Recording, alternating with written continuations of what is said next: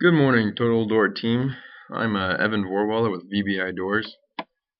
Today we're trying to figure out how we're going to make this opening work, just so that we all know what we're dealing with.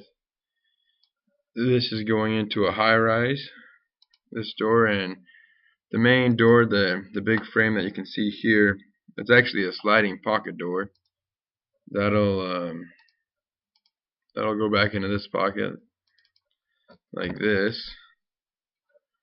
And this is the opening. 9 times out of 10 this door is going to be closed, and this is going to be an open area. On this side of the door is the main lobby, and on this back side is going to be an elevator lobby. The door is only going to be closed for 2 reasons. For security reasons, if there's a riot in the street or a threat, they would close this door to limit access to the elevators so that no one could go up into the high-rise itself. And the other possible use for the door is if there was a party or something, they wanted to keep all the guests on the ground level, they would close this door to limit access to the elevators. So like I said, it is about 10 feet 6 inches wide, and the frame is going to be 11 feet 11 inches tall, and within that is a pair of 6080 doors. So each one's a 3080, and they need to have a closer on it so that they always close, and they need to be able to latch, and they need to have panics on the back side because this is a path of egress. So that's what we're up against. We would like to use Total Door and see if we can find a simple solution. There are some things we need though.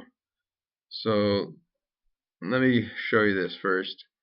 On the outside of these doors, there's a decorative panel that will be supplied by a sheet metal company that needs to be mounted to the doors themselves. So I'll suppress these so you can see. So that's one decorative panel, and here's the other.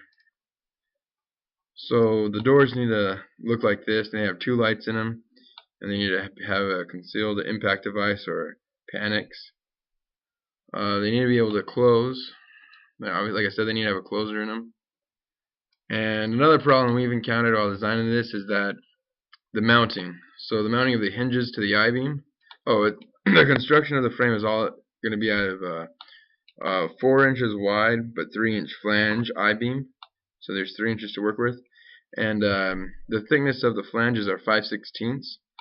So the hinges cannot, the drills, whatever you use to mount the hinges, cannot protrude past the back side of the I-beam.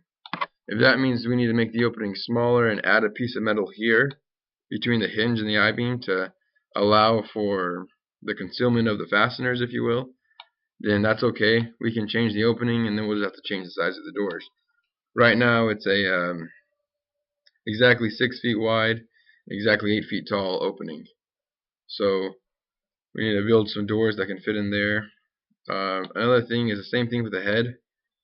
It's only 5/16 on the flange, so if we need to mount hardware onto this I-beam, the top I-beam, then we need to be able to conceal whatever fasteners that we use. It is a security door, so we'll probably have to use a heavy-duty construction of the doors. And I think that's about it. If you guys have any questions, you can email Jason Brooks, Sheldon Warwaller, or myself, Evan Warwaller, and we'll all be CC'd in the email where we send the link of this video. Hopefully we can make it all work out. We want to make it look flush on the outside for sure, so that we really can't, 1/8 inch margins all the way around, but other than that, a flush look on the outside.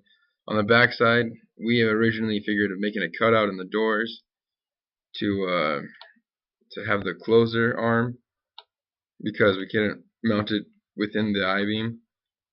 So we just need you guys' help. If you can help us figure out how to make this all work. If you need me to send you guys some SolidWorks files, I can do that too. But yeah, so we're happy to work with you guys, and hopefully we can make it all work. Thanks.